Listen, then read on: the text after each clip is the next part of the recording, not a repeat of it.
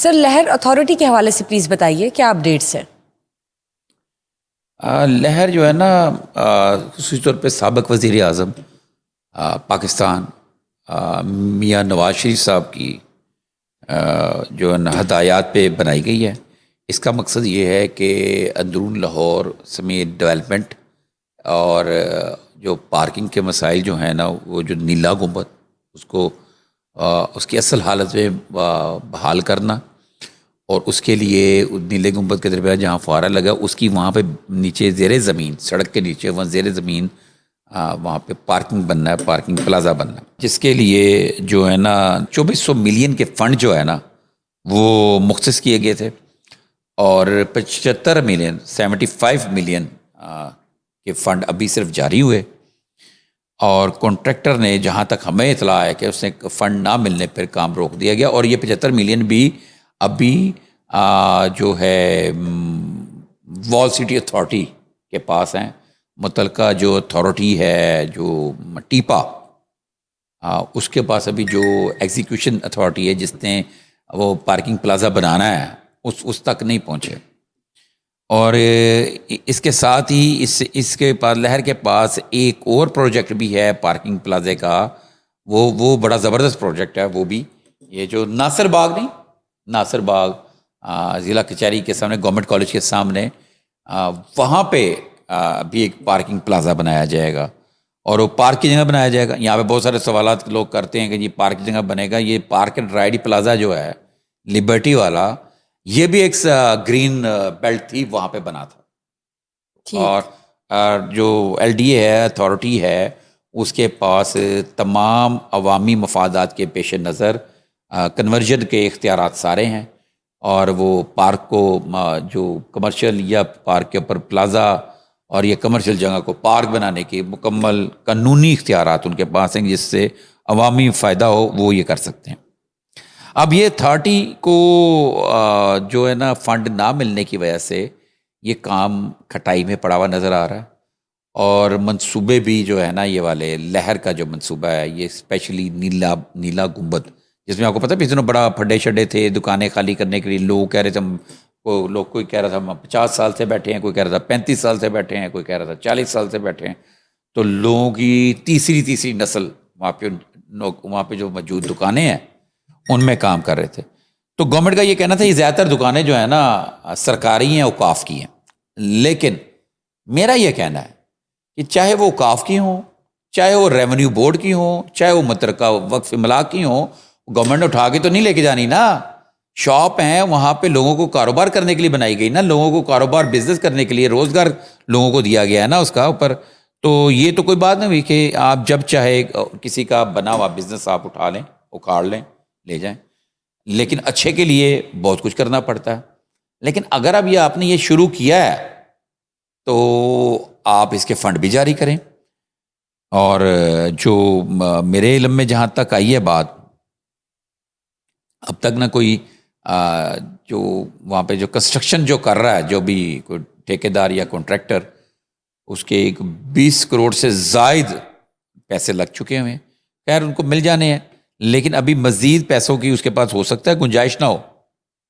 تو اس لیے ہمیں جو اطلاع آئی ہے اس کے مطابق وہ ابھی وہاں پہ کام رکا ہوا ہے اور لوگ پریشان ہیں. اور جو ناصر باغ کے لیے جناب 1800 منصوبے کی جو ناصر باغ پارکنگ پلازا منصوبے کی لاگت 1800 ملین روپے مقرر کی گئی تھی.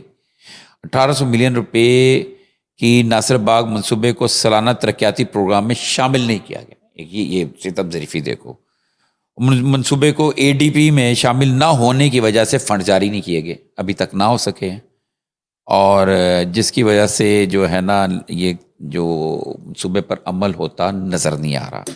تو اب یہ اس کے اوپر سرکاری ادارے جواب دیں گے. لیکن ہم چونکہ آپ نے کوشچن کیا، آپ کوشچن وہ کرتی ہیں جو عوام یا لوگوں کی ضرورت ہوتی ہے، آواز ہوتی ہے. تو اس میں یہ ہے کہ ابھی یہ تھوڑا سا کھٹائی میں پڑا ہوا ہے. پیسے تھوڑے سے ریلیز ہوئے ہیں، 2400 ملین میں سے صرف 75 ملین ہوئے ہیں، اور وہ بھی پڑے ہیں وال سٹی اتھارٹی کے پاس. ٹھیک ہے، جہاں سے وہ ادھر جو ٹیپا ہے جو ان کے پاس آنے ہیں.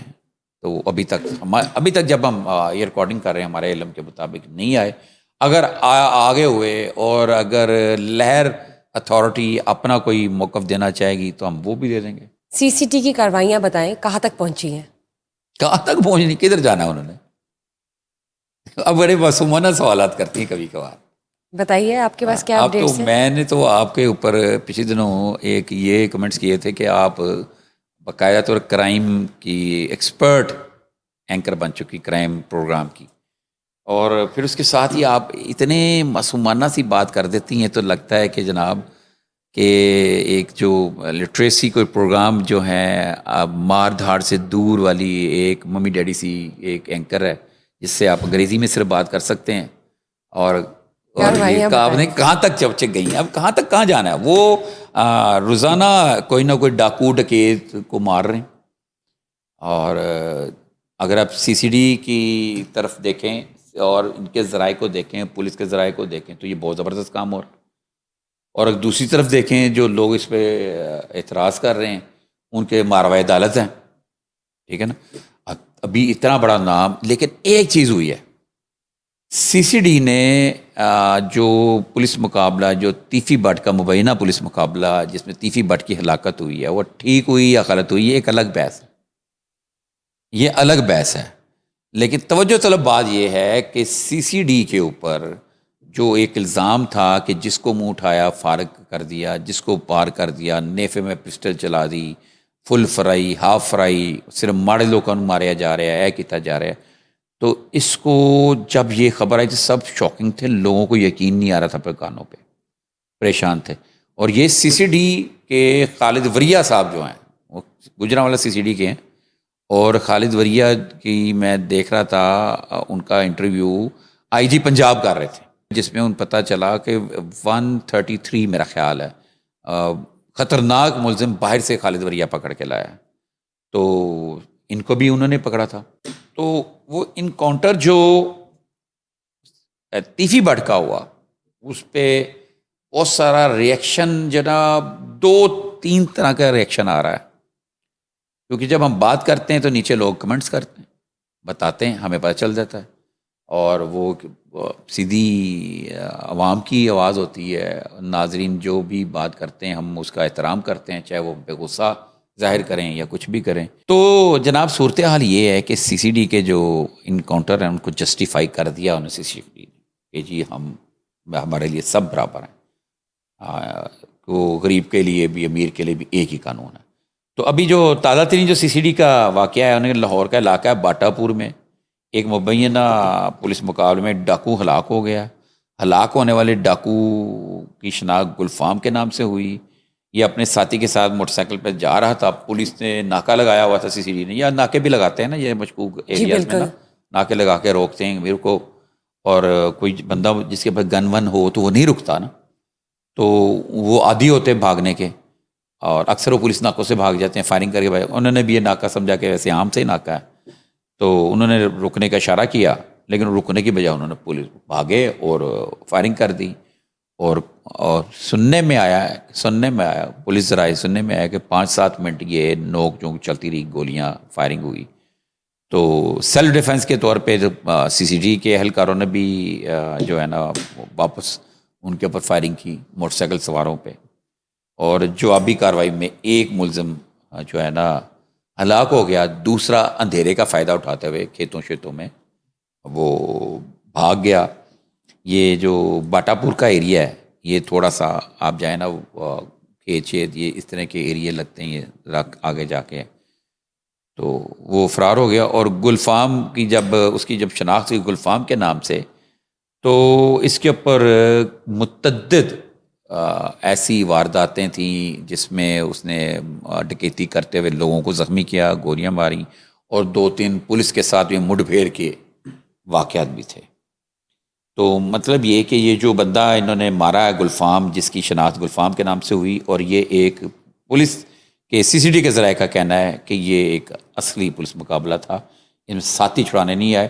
البتہ ایک ساتھی فرار ہے جس کے لیے ٹیمیں بھاگی ہوئی ہیں, اور وہ بھی اگلے 1-2 دن میں آپ کو بتا دیں گے کہ اس کا بھی پولیس مقابلہ ہوگا.